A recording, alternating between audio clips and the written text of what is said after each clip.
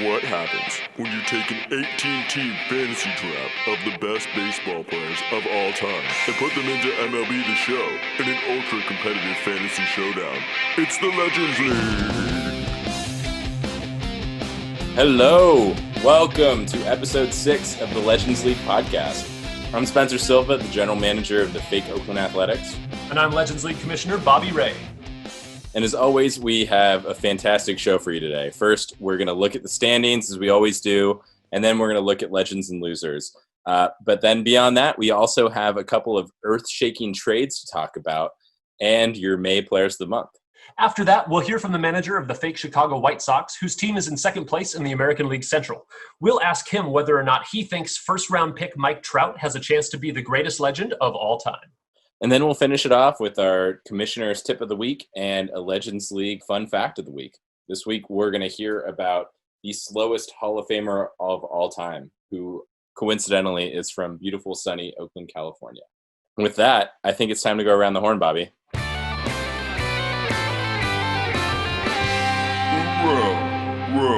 Round the horn.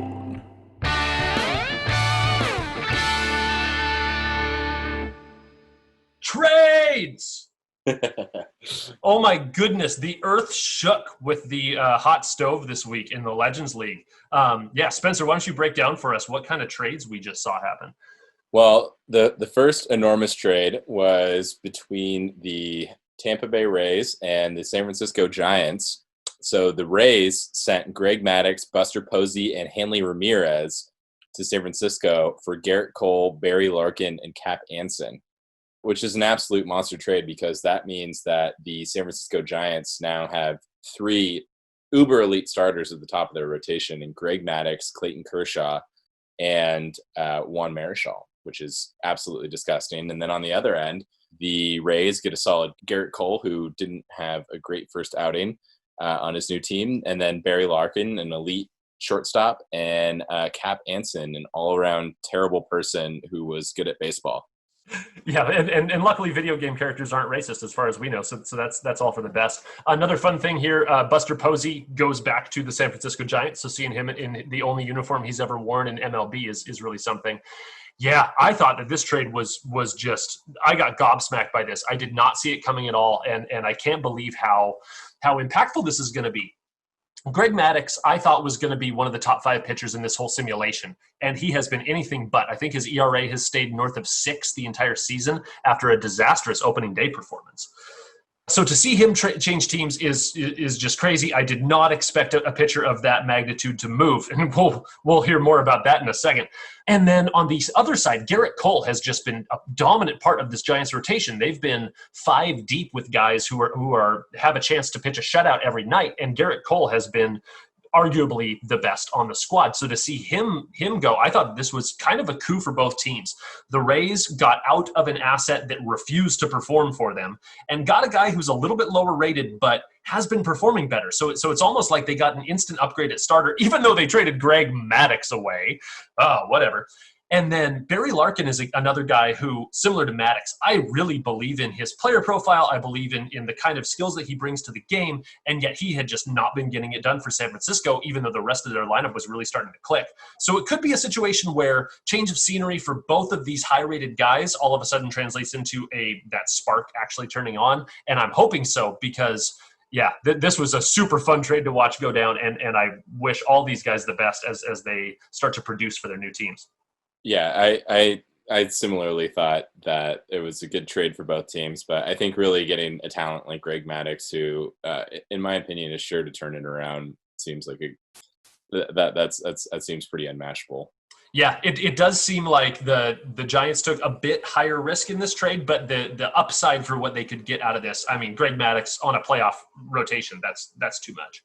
And then just in the hours leading up to recording the podcast today, you pulled off your 3rd trade of the year, possibly the most impactful trade that we've seen, period, where you sent Honus Wagner and Vida Blue to Atlanta for Walter Johnson and Nomar Garciaparra. Tell me all about it. Yeah, so I have been talking to Alex on and off for a little while. He's the manager of the Atlanta Braves, and Honus Wagner has been one of the 2 centerpieces of my team, along with Stan Musial.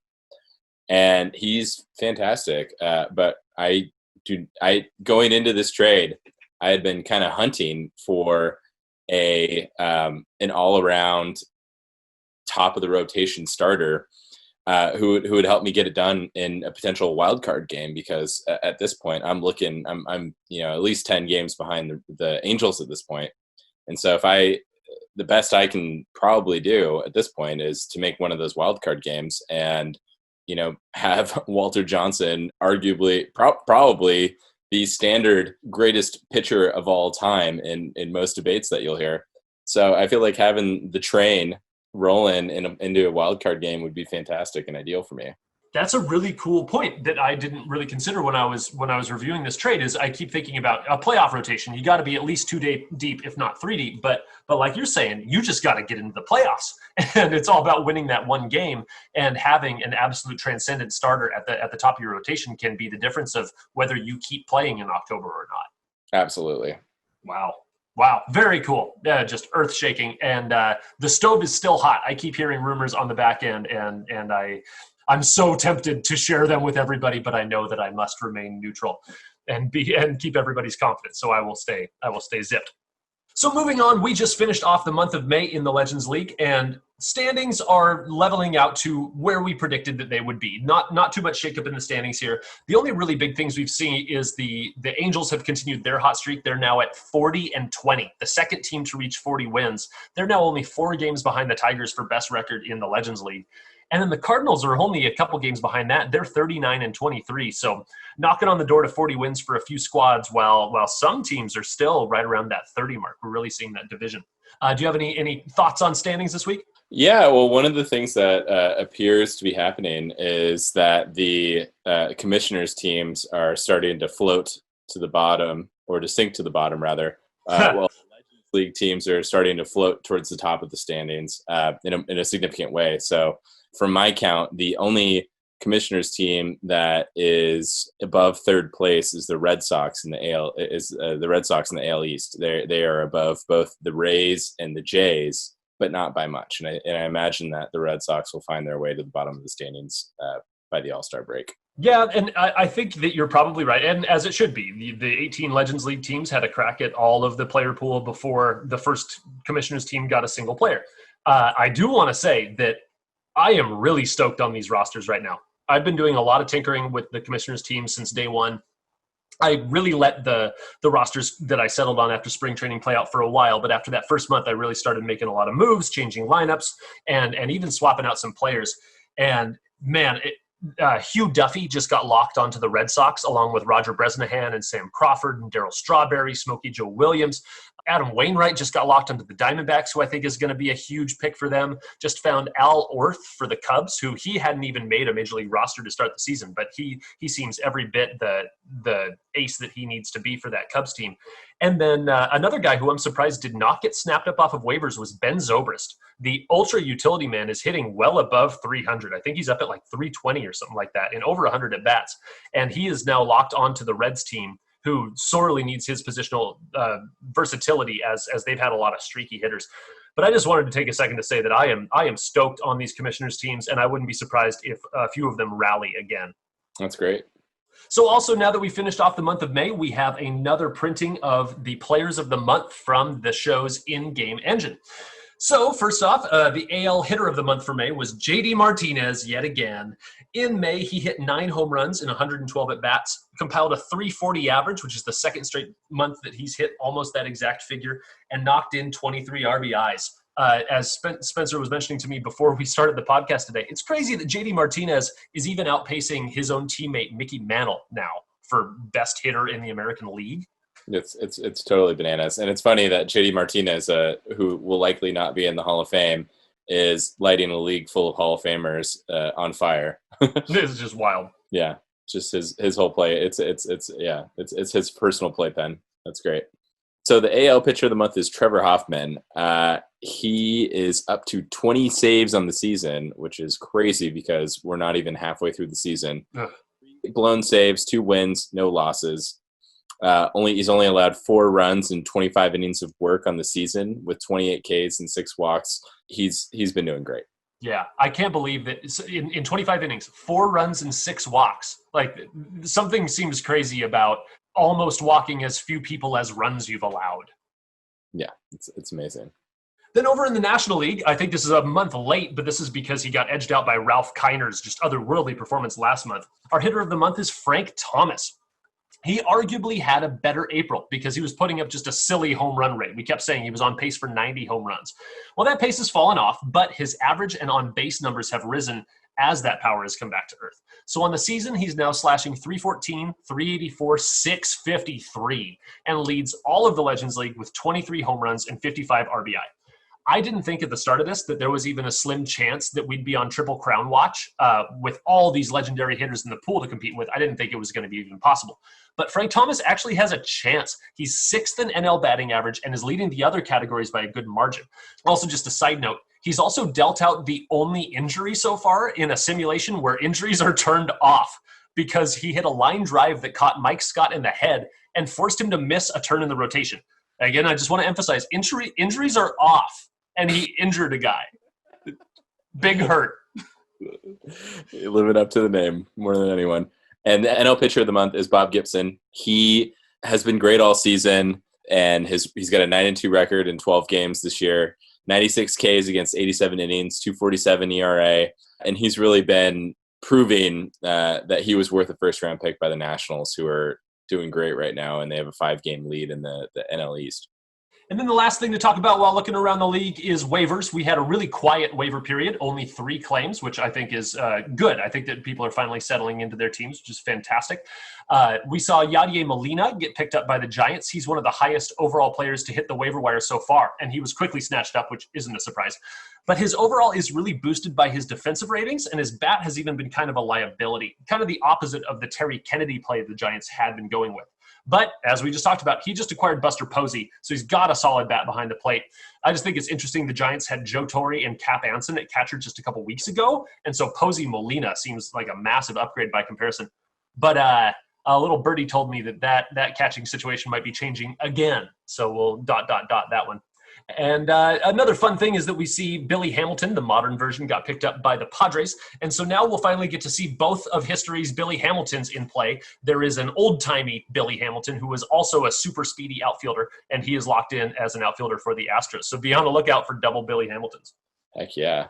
And with that, I think it's time for one of our favorite segments, and your favorite segments, I hope. Legends and Losers. Legends and losers. Today, we're going back to the standard Legends and Losers format by highlighting guys with the flame or the icicle on their profile, indicating that they are on a hot or cold streak in game. But we're only highlighting one guy per category with a deep stat dive, and we'll just give you the rest as honorable mentions. So, for our legendary hitters, holy guacamole, Oscar Charleston has been hot. He had 10 RBIs in a single game this past week, but his whole past month has been something to behold. All of a sudden, he's gone from first-round disappointment to leading the league in wins above replacement with 4 WAR in only 56 games. That's on pace to obliterate the 10 WAR mark by the season's end. Only 3 players in history have passed the 12 WAR mark.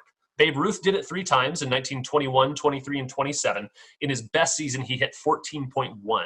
And then Carl Yastrzemski and Rogers Hornsby each eclipsed the 12 WAR mark once.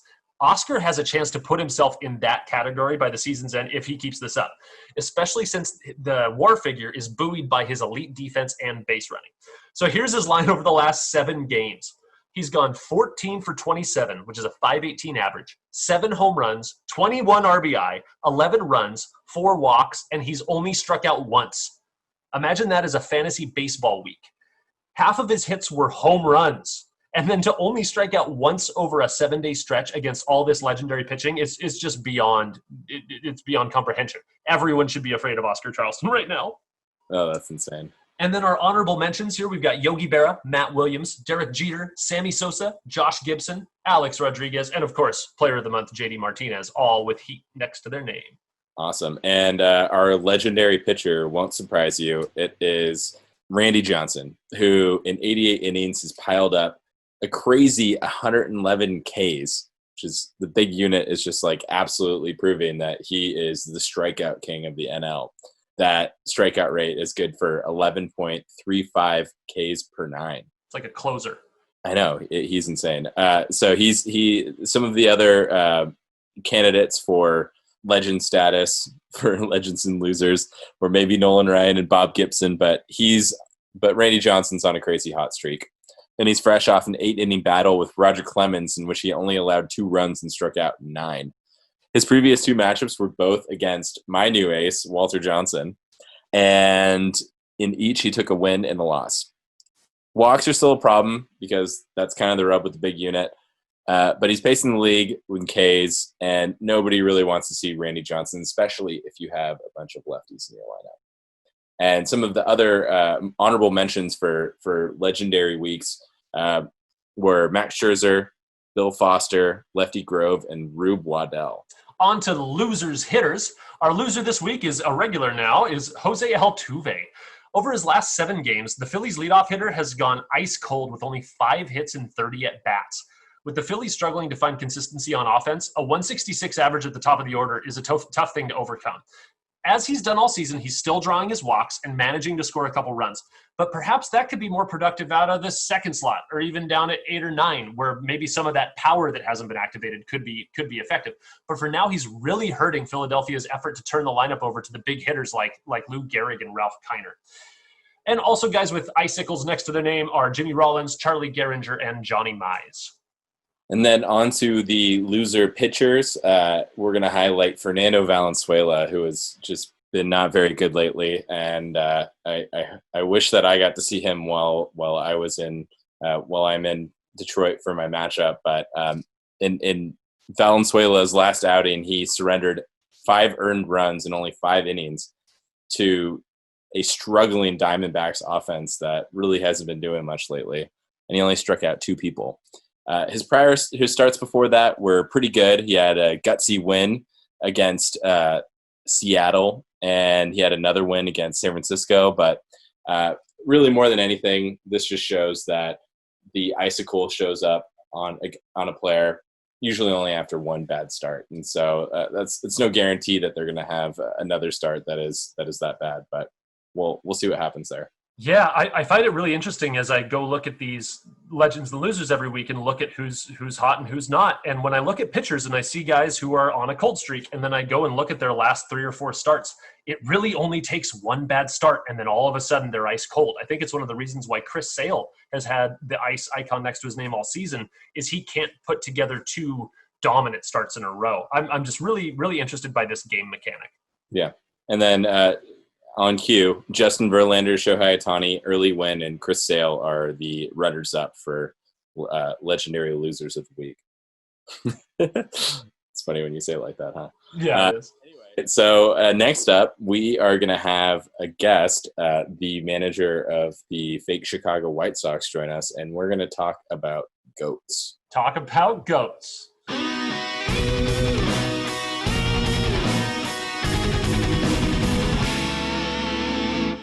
Our guest.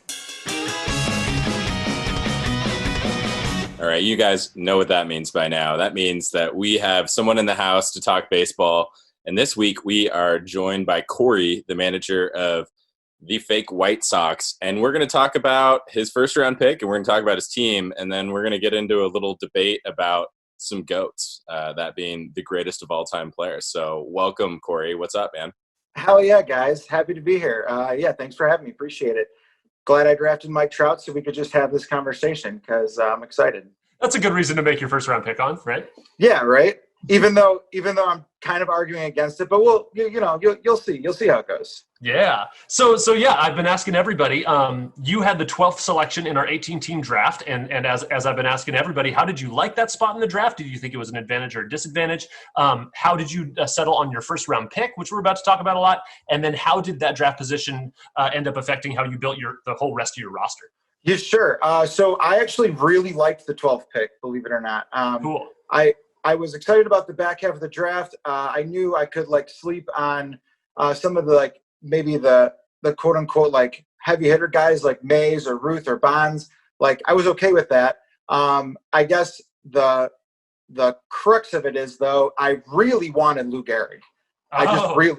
and he just kept falling, and I kept thinking I could get him, and I was like, okay, I think I'm going to get Williams or Gehrig here, and then it went Williams Gehrig, and then I had to kind of on the fly. I didn't think about taking Mike Trout. I was like going to draft a classic guy, and it just kind of, it was one of those kind of fall in your lap sort of things where I just, how far is Mike Trout going to fall? Well, I guess he fell to me. Wow, that's incredibly brutal that you had Gehrig and Williams right there before you, and then they got swiped. Correct. Yeah. I mean, yeah. It was a tough blow, and I just love Lou Gehrig. And when we're drafting off the bat, you saw the Mariners do it. They just drafted whoever the hell they wanted to draft. So, Cory, are you a Yankees fan? What made you want Gehrig so bad? If you can ogle his baseball reference page for just like days on end. It sucks what happened, but there's a reason why the disease is named after him, because he just was that like bigger than life guy. He's big. He's better than Babe Ruth to me. Just in facets of like just being kind of this legendary thing. Wow. You gotta love the Iron Horse. I think one of the greatest things about, I think I shared, there was an article in the New Yorker that I shared not too long ago, and it was about how Gehrig and Ruth were roommates on the road, and they couldn't have been more different from one another. Like Gehrig, he had to get his mother's approval for everything, lived with her, and then Ruth was out until 4 a.m. with like 8 ladies, and they more different, but apparently they got on super well. So anyways, yeah, you're going for the softer of the two. It's a bad that I can't like put like, I hate putting Babe Ruth into this little box, but like I've always put him aside. If I'm even talking like eventually like GOAT debates, like I just got to put him aside. It's almost like unfair of a thing to talk about. It just makes it less fun sometimes. Absolutely. And then when you really get on those Babe Ruth truthers who just like really want to tell you about how great baseball was in the first half of the 20th century, that's when my eyes just roll so far in the back of my head where it's like, okay, well they weren't looking at like 99-mile-an-hour fastballs every day. Yeah, he'd probably be like Paul Konerko in 2010 or something. I think he probably would have washed out, because I don't think you could have the habits that dude had and actually like make it in Major League Baseball today. I think that Babe Ruth would go like 1 for 10 versus Jordan Hicks in 10 at bats. Wow, this is for some people this is just absolute blasphemy, but I absolutely love the fire. This is fantastic. So sticking to your draft before we get too far in the weeds on these legends. Sure. A lot of teams in the draft really, I felt like they made a move to really build out their pitching staff or really build out their lineup and then kind of recover the rest on the back half.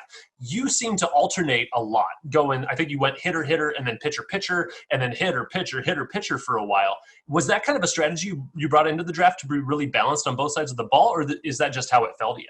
Obviously, because you're drafting maybe 5 starters and 9 hitters, you're obviously going to want to maybe draft more hitters at the beginning. But I wanted to keep it really even because I really did want a strong pitching staff. So even though I went hitter to start, I knew that like after I went hitter, I was sure maybe 3 of my next 4 or at least 2 of my next 3 would be pitchers coming. I really did want a strong staff if I could help it. Gotcha. Yeah, I think it's worked out pretty well for you. If the Tigers weren't on such an absolute burner right now, I think you'd probably be up there leading the division. And I haven't played them this year. I have never played them in my division. It's crazy. And that's how the real 162 game schedule would have worked out. So it's just crazy that it's like June 6th is our first match. God, that's wild. All right, well, let's get into the good stuff. So today, as we've already talked about, we're going to use your first round pick as a jumping off point to discuss the greatest of all time. Many argue that we're watching the greatest ever right now as Mike Trout plays out his otherworldly career, and that was your first round pick. As you guys already mentioned, some refuse to even acknowledge that anybody but Babe Ruth could be the best, since his dominance relative to his contemporaries is actually unmatched in the 85 years since he retired. So today, I'm going to play neutral arbiter as Spencer and Cory here deliver arguments on both sides. And that's because my personal fandom really doesn't put me with a horse in this race, because my fandom demands that Ken Griffey Jr. is the greatest and cannot be challenged, but that's totally teal-tinted glasses and not supported by the numbers, so I'll just yield the floor and moderate here. So let's begin the case against today's question. Cory, is Mike Trout the greatest of all time? He's not. He is not the greatest of all time. And he can be, but I would say if we're just going at, even as a pace thing, I would say that he's still not. And he's probably on pace with the guys who are the greatest, but those guys did so much with the back half of your career, which is, I think, so much harder to do. It's hard to be good at 36 and 37 and beyond. It's hard to be good, especially as good as some of these greats really, really are. And it's hard to say what Mike Trout could be as a 36-year-old. You assume he could hold it up, but yeah, I just he is not. And some of them had to also be really good at using hypodermic needles. True. Fact, exactly. Well, there's lists of GOAT hitter asterisk steroids and then GOAT hitter, otherwise. If we're lumping the steroids in there, like, I don't think you can make the argument that Barry Bonds wasn't the greatest hitter of all time. Well, or probably the greatest player. I feel like that's pretty hard to report against. But I mean, as a hitter, if we're taking steroids aside, Barry Bonds is bar none. I mean, he just is at that point. I mean, you look at a 1300 OPS and you just want to die. So, or maybe even, was it even more than that? What was I can't remember but his 2004 season when he walked like nearly 200 times, struck out like 50 times or whatever, and hit 380. Had like a unreal. Yeah, 1400 in 2004 was his OPS. Just oh my god, like video game numbers. So, and as you were just mentioning, that's as a 39-year-old. Yeah, absolutely, exactly. But that's it. I mean, he hit 73 as a 36-year-old. And as a dude playing adult baseball right now, I really wish sometimes that I had some of that cream that he had, because 33 right now does not feel so great when I'm getting out there baseball things. Yeah, but if you're taking 200 walks a year, you don't mind being 39, I guess. Yeah, that's true. That's true. And he wasn't playing hard in the outfield at that point either. So, Cory, it sounds like the main crux of the argument here is that Mike Trout could be, but because he hasn't even entered the backstage of his career, and he'd have to play at this level for another 10 years to get there, that's really the big argument why it's tough to call him the GOAT yet. Is that accurate? Accurate for sure. I think you take on top of it, you might want to argue how good of a fielder he is, he is a good fielder. He really is. I guess we live in a world where you want to be rewarded for those sort of things. And he does not have a Gold Glove award. He just does not have one. And there are a lot of hitters who have hit arguably as good as he has, maybe through his age 27, 28 season, that have plenty of Golden Glove awards. I mean, your guy Griffey included. I'd say through age 28, he was probably on pace with Mike Trout or better at that point, with multiple Gold Gloves. I'm going to fact check that very shortly. But I agreed on that point that Mike Trout doesn't have any Gold Gloves, but he also should have probably 5 MVP awards instead of 3. The Triple Crown is going to kill you. So you're not going to take that from Miggy. And then what was the other one? Mookie? Yeah. I mean, those are just two buzzsaw of guys. I mean, yeah, it's tough. I think he had more. I think he had a higher award than Donaldson the year that Donaldson won it too. But now I got to show you guys something. This was something I found very interesting because it has to do with my team, the White Sox. And I drafted Jimmy Fox as my second round pick. And I felt a lot of pressure to draft Frank Thomas because I was the White Sox and I grew up a White Sox fan. I grew up a Frank Thomas fan. And it almost maybe made me think too much to where I should draft Frank Thomas instead of Jimmy Fox. And I still went Jimmy Fox. But my point is, Jimmy Fox's age 20 to 27 season, which is the same as Mike Trout has gone through the crux of his career. Jimmy Fox has more runs scored, more hits, more doubles, more triples, more homers, 300 more RBIs, less strikeouts, 400 less strikeouts, more walks. He hits 340 compared to Mike Trout's 308, and his OPS is 1,086 to Mike Trout's 1,009 through the exact same age years of that point. And at that point, Jimmy Fox hadn't even won his third MVP award, which is coming. So you could argue Jimmy Fox is as good a hitter as Mike Trout is at this point. Absolutely a hitter, but in terms of base running, how many steals did he have, and how good a defense? How valuable was his defense at first base? You're right. His unparalleled. Trout has 196 stolen bags to his 45. But he still had 73 triples, so he's getting in the gaps at those huge fields, And I mean, 73 triples to 46 triples. That's a handy. So I'm also seeing Jimmy Fox playing a not insignificant number of games at catcher. Interesting. And third base and first base and in the outfield. Like, this guy was actually a utility guy back in the 20s. Yeah, Jimmy Fox is a beast. He was a beast. Again, no MV or no Gold Gloves, and he's probably maybe like a 0 to negative 0.5 average defensive WAR, something like that. Yeah. Okay, cool. So I think we've heard some pretty solid arguments against, but let's turn to Spencer and have you lay out your opening argument for why Mike Trout is the greatest of all time. I wouldn't say that he's the greatest of all time yet, but I think it's hard to argue that he's not on pace to be the greatest at this point.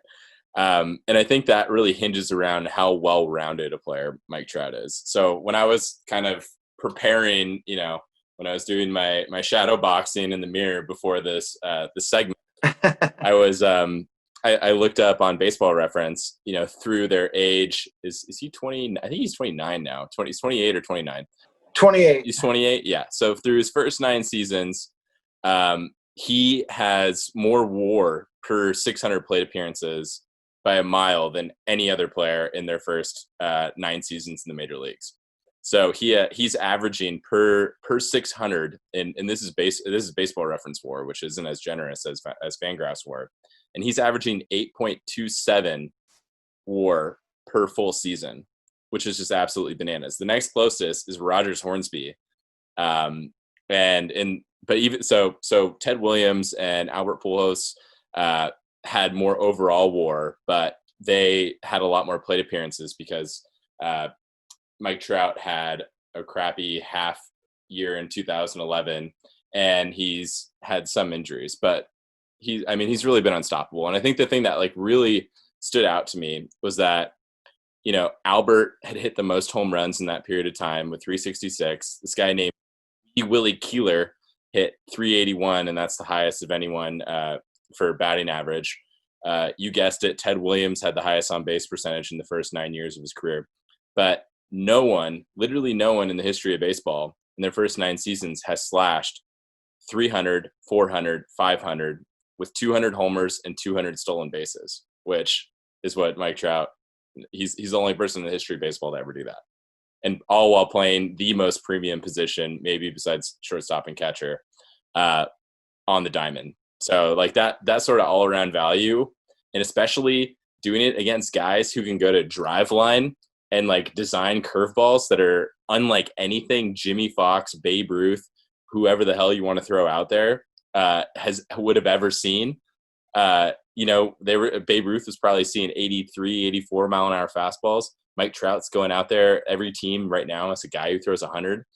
I think doing that kind of damage to the amount of talent that we have right now in the major leagues is just absolutely bananas. That is the thing that shocks me the most. It's I just don't even get how that's possible.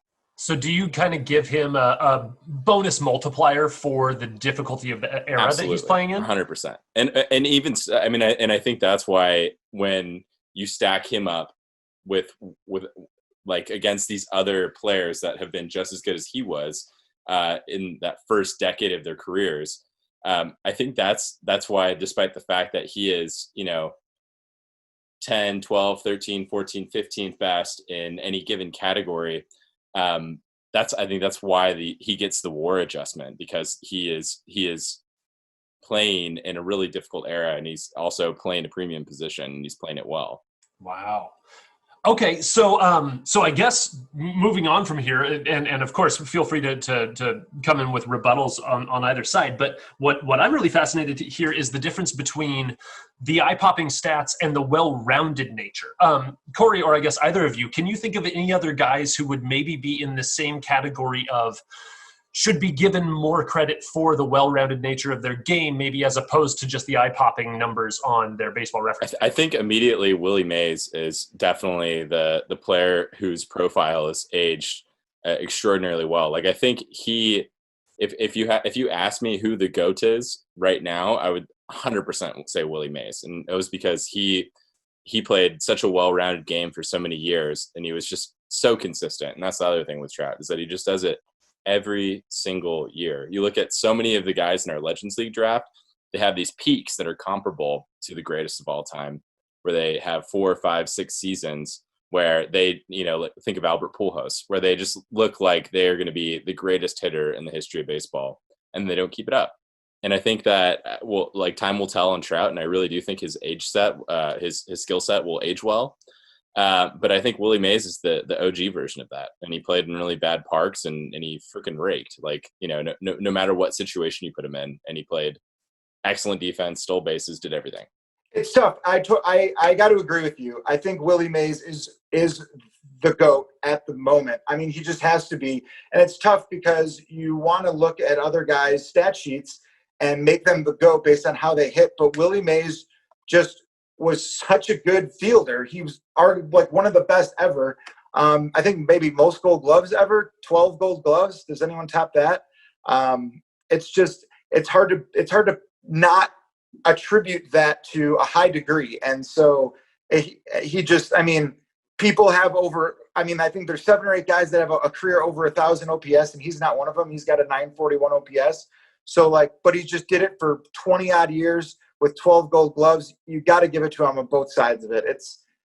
He stole 40 bases. God, you got to give it to him where it's well deserved. But if we're just looking at the hitting side of things, I still think that there's maybe even room beyond Babe, that if we're talking steroids, it's Barry, but let's not. So just to have more fun with it. But I think besides Babe, it's got to be Teddy beyond that. I mean, it has to be. I think Ted was the greatest hitter of all time. I think it's got to be. And he didn't play his age 24, 25, 26 season. He didn't play. Yeah, and I think he would. I think if he had played those seasons in his prime, I think he would probably get a lot more GOAT love, even though he left a lot to be deserved in left field. He was awful, but I think his hitting was just so prolific that it's really hard to compare anybody to Ted Williams in their prime, even Barry Bonds. And he would have absolutely had 600 home runs, and he would have absolutely had 3,000 hits if he played those seasons. Yeah. Are you guys aware of any kind of metrics or analysis that has attempted to bridge that gap between offensive superfluousness versus how much value the rest of the game can bring? And is that kind of what wins above replacement accomplishes? I haven't been in the weeds enough on the math of all of this. 100%. That's what WAR is. It's defensive runs saved, squared with like base running outs, squared with traditional hitting stats and on base percentage. So that's why I love it so much, is that it really it allows guys like Trout and Mays to rightfully shine in when throughout the history of baseball, we've really spent a lot of time focusing on those triple crowns and those sluggers instead of the guys who do everything. So that brings some extra credence to, I see in our show doc that you typed up, you've got this, what this was WAR, Baseball Reference WAR totals through their first 9 seasons, right? And Ted Williams and Albert Pujols accrued more WAR than Trout or Mays or Mantle or Musial or Bonds or Aaron or any of these guys while playing crap defense. That's crazy. It's crazy to see Albert Pujols be. You forget how freaking good he was too. He just looked like a base hit when he came up to the plate for like 10 years. A double. He looked like a double. He was a walking double. He may have also been 3 or 4 years older, so who knows what age seasons those actually were, but he's easily his age 46 season right now with that. He started shaving his head when he was like 29 or something. Who knows? Some mysteries will spring eternal. But still one of the GOATs. Okay, I think I'm narrowing in on what's going to be the deciding verdict for me in this for and against case, and it's really going to come down to this. Each of you do your best to convince me why that hitting over production is so much more valuable, or whether that well-rounded game is more valuable. Cory, let's maybe start with you. It's tough to say, but for the sake of it, I'm going to say that the hitting side is just that much more valuable if you can do it in the way that the guys we've talked about did. Like the way Ted Williams hit, something I look at and I just can't help it when I go to like a stat page is your walk to strikeout ratio. And like we were talking about how Barry Bonds had this unbelievable like 200 to 50 strikeout to walk ratio, but Teddy Williams was walking at 160 times every single year and striking out less than 50 every single year. I mean, he could not stop getting on base. It just, when you have that kind of production and you're just dropping 140 runs scored every year and just like, I mean, 500 doubles, 500 homers, and what he did, it's hard not to have those numbers just blast off the page. 1,100 OPS all time. It just blasts off the page.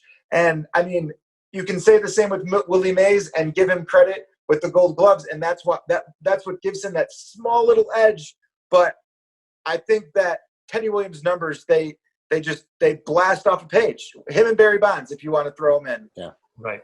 Well, and especially the Red Sox, you think about them being able to hide Ted Williams defensively in left field.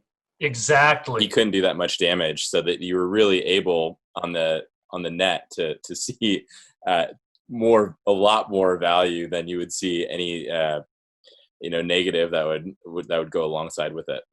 True. Yeah, but I would say, I mean, I totally relate to that point of view, and I think I adopt it, especially when I just browsing around stats on Baseball Reference or Fangraphs and stuff. But having watched as an A's fan, Matt Chapman just pile up defensive run saves every year. Yeah. At games and watching him in crucial situations, it's 2 outs, bases loaded.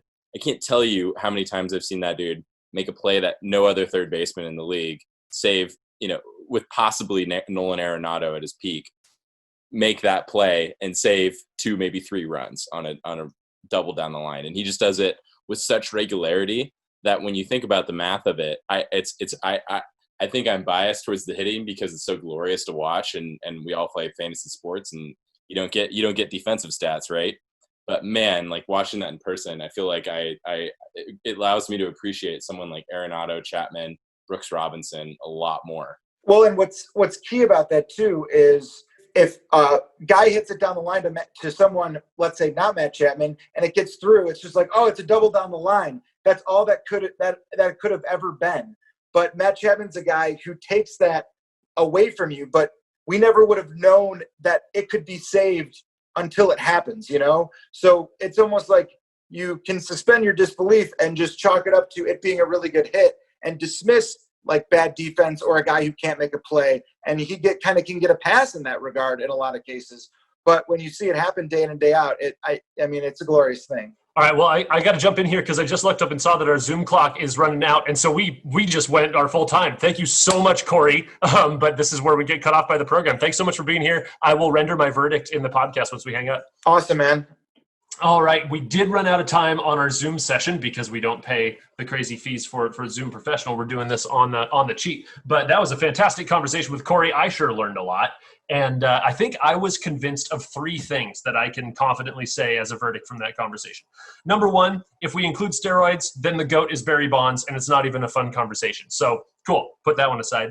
Number 2 is that Willie Mays is the best all-around baseball player, and it's pretty hard to argue with that because of the scope of his career, the number of Gold Gloves he won, his career hitting and fielding numbers are just beyond discussion. So it's very difficult to knock him off of the shrine. So there's 2 things that I know for sure. And then the third thing that I think I was convinced of is that Mike Trout does have a chance to dethrone him as that GOAT player, period. But it's really going to take the most challenging part of a career. Basically, Mike Trout has to turn into Nelson Cruz post 30 years old. And if he can do that, and he can actually be pumping out power stats deep into his 30s and keeping that defense at a premium in the outfield, then when you factor in the difficulty of what it is to play in the modern day against, absolute prototypical athletes every single night, then I think it would be hard to argue that Mike Trout isn't the GOAT. We still have another 10 exciting years of baseball to watch to see if that comes true. But yeah, I feel very convinced of those 3 things. Spencer, do you have any more thoughts on our discussion? I had my piece. I think Trout is on pace to do it, but these, like all 3 of us have pointed out, the first half of his 30s, he's going to have to keep up that enormous, 8 or 9 WAR per season pace if he really wants to make a convincing GOAT argument. Yep. That'll be fun to watch. And I think you're right. I think his skill set is going to age well, especially because he's changed his body so much since he came into the league and he stopped focusing on the speed part of his game, really bulked up. I could see him being a 35 home run floor guy well into his 30s. Absolutely. All right. Well, let's keep it moving on to the tip of the week. The commissioner's tip of the week. Today's tip is about bottom half lineup construction. And this one is pretty complicated, so bear with me as we get into the weeds on some good lineup strategy. So a lot of attention is paid to organizing the top end of a baseball lineup, and rightfully so. It's where your best players are, and you want to make sure you're getting as much as you can out of your top producers. But the 5 through 9 slots account for 55% of your lineup, and there aren't many guidelines for how to optimize your talent after your cleanup hitter. It's really tough to know what strategy to even pursue because this part of strategy really depends on how the top of your lineup is constructed. So here are a few things to consider and possible strategies for how to get the most out of the bottom of your order. So when I'm putting a lineup together, there are two important questions I try to answer right away. One, is my leadoff hitter a pure table setter or can he be a run producer as well? And two, how do I want to protect my cleanup hitter? The answers to those questions usually determine how I order 5 through 9. So here we go. If my leadoff guy is a pure table setter, high on base guy who feasts on ground ball singles and getting walks, then they rarely hit for power. I'd rather that guy come to the plate with the bases empty. These type of prototypical leadoff hitters are usually burners whose value is optimized when they can get on base and use their wheels to steal a base, take an extra base on a hit. And the 9 spot in a baseball lineup is often referred to as the second leadoff hitter. But if I have a true leadoff guy, I don't really want a worse version of him hitting right in front of him, because then all of a sudden those infield singles turn into fielder's choices or even double plays. A walk could leave your best base stealer with a guy in front of him on the base paths who's maybe an almost as good a base stealer, but that's not optimal. I feel like that second leadoff hitter idea is actually a trap that ends up defeating the purpose of both players. You're supposed to get your speedy guys on base for your power hitters, not for your other speedy guys. So in the case of a true leadoff hitter in my number 1 spot, I like to put an absolute masher at 9. Ideally, this is a low discipline, high power guy who's swinging the stick as often as he can, trying to do damage. Best case, he clears the bases with a home run, turns the lineup over for a rattled pitcher to the top of your order. That's a nightmare. If he doesn't hit the ball out, well, he'll probably make hard contact that could advance runners. Worst case, he strikes out, but it's your 9 hitter, so who really cares? So on the other side of things, if my leadoff hitter is more of a run producer who can get more value from extra base hits more than just his pure speed, then that whole second leadoff hitter idea really makes sense. Then you're putting that high on base percentage burner in front of a guy who's hitting gap doubles and occasional home runs. That makes a ton of sense, especially since that number 9 hitter, the second leadoff guy, will actually usually be faster than your leadoff guy if he's a guy who hits for power, right? Cool. Then I look at how I want to protect my cleanup hitter. This is really important. In some cases, my 4 hitter might be a 3 true outcome hitter whose all or nothing approach yields a lot of home runs, walks, and strikeouts. I like to put another big bopper behind those kind of hitters. Then you've got back-to-back home run threats that discourage the intentional walk to the 4 hitter, which is usually the way to get around just a massive power bat. If the 5 hitter is more of a doubles type run producer, having a lumbering slow guy on first base doesn't do you much good. So say if you put an Edgar Martinez 5 behind an Adam Dunn at 4, you're leaving a ton of value on the table. On the other hand, say my cleanup hitter is a more prototypical, quote, professional hitter, like an Edgar Martinez. He's getting it done with high average, less home runs, and more gap hits and doubles. All of a sudden, my strategy changes. I like to protect that kind of cleanup hitter with another leadoff type hitter. It's almost as if I'm resetting and going with a fresh 1 through 4, starting at my 5 slot. This is a totally contrary strategy to concentrating massive power at 4 and 5, which is kind of your classic lineup construction. Instead, it focuses on keeping the lineup order moving by putting high on base guys right after your best hitters. So zooming out, looking at the lineup, this then gives your best guys a chance to clear the bases. Then your team can fill up the base paths again and then get more power hitters to come up later. So this raises the chance of your home run hitters actually getting 3 run homers or grand slams rather than solo shots. All right, so that's a lot of complication in this week's tip. So I'll try to boil it down to a concise point. Don't blindly follow lineup construction norms just because you've heard them before. Think outside of the box about the game script and how your team can optimize every hitter on your squad. Thinking like this might raise your run production a serious margin, but there's a huge risk of over-tinkering with this stuff. You can't learn very much about your lineup from only a week's worth of games. Let your strategy breathe, let the game come to you and tell you what's working, rather than overreacting to just a couple games. Well, that's great, Bobby. And I guess we'll finish it off with a fun fact of the week, a legendary fun fact of the week.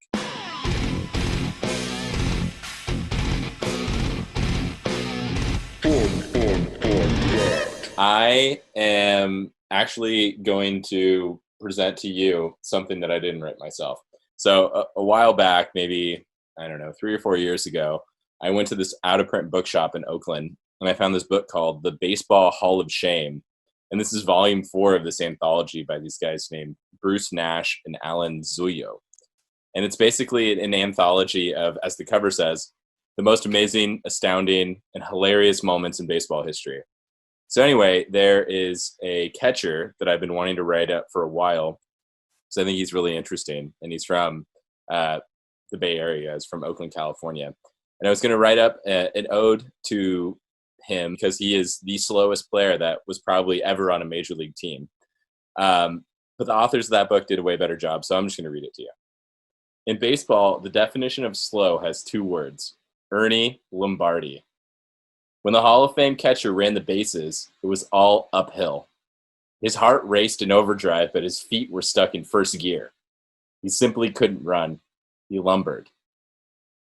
Lombardi, known by players and fans as the Schnoz because of his Cyrano de Bergerac nose, had a ponderous, molasses-like stride. The 6'2", 235-pound slowfoot lost countless doubles and triples because it took him so long to reach first base. His teammates used to needle him by saying, "Lombardi doubled the left field and beat out a single."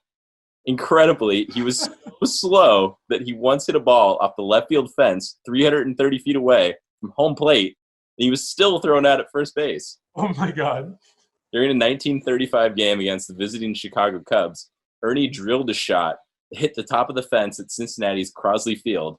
Cubs outfielder Augie Galan grabbed the carom off the wall and fired the ball to shortstop Billy Jurgis, whose relay to first beat the slowpoke by a step.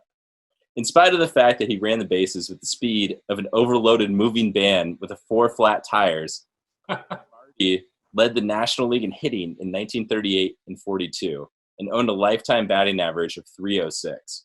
The only reasons that he didn't have an even higher batting average was because he never beat out infield squibblers, and he was often thrown out at first on apparent singles to right field.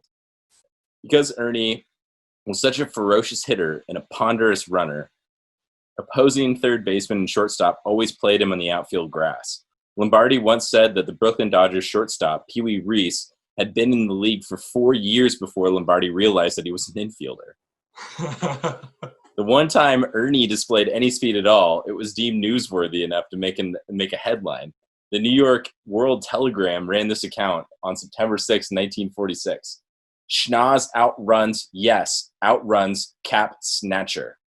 At long last, Ernie Lombardi was won a foot race. The slowest man in baseball, irked when a 12-year-old filched his cap at the close of yesterday's game in the Polo Grounds, chased the youngster right out of the park, and caught him near the subway entrance, but the cap was gone.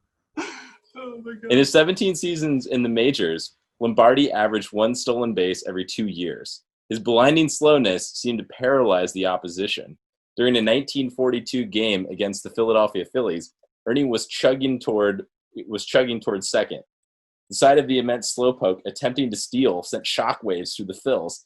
Catcher Benny Warren, holding the ball in his mitt, stared with his mouth agape before heaving the ball over the second baseman's head. And center fielder Ernie Coy, not believing it was possible that Lombardi would swipe a base, let the errant throw roll through his legs. Meanwhile, Schnoz rounded second, plodded to third, and kept right on lumbering for home, and he scored. Lombardi's only steal in 1941 came against the Dodgers. He surprised everyone by taking off for second. Dodger catcher Mickey Owen instinctively drew back his arm to throw, but when he looked at second, he saw that the bag was totally vacant. Pee Wee Reese and second baseman Billy Herman were so startled that neither of them had thought to cover second base, so Schnoz made it safely. Afterward, Brooklyn pitcher Kirby Higbee declared, "I could outrun Lombardi while carrying a mule on my back." If Ernie wasn't kidded about his slowness, he was ribbed about his snoring. His nasal blast could swing chandeliers and slam closet doors. As a result, he never kept a roommate. "When Ernie snored, it sounded like he was about to die," recalled one former roomie. Don Brennan, who was the Schnoz's last roommate on the Reds, told the Cub that he'd pay his own hotel expenses before staying in the same room as Lombardi. Former roommate Chick Hafey tried to slip a clothespin over Lombardi's nose when he was snoring, but Hafey removed it when Ernie's face turned purple. And that's Ernie Lombardi for you guys. That is classic. I can't believe it. I love your old-timey baseball voice. That's perfect.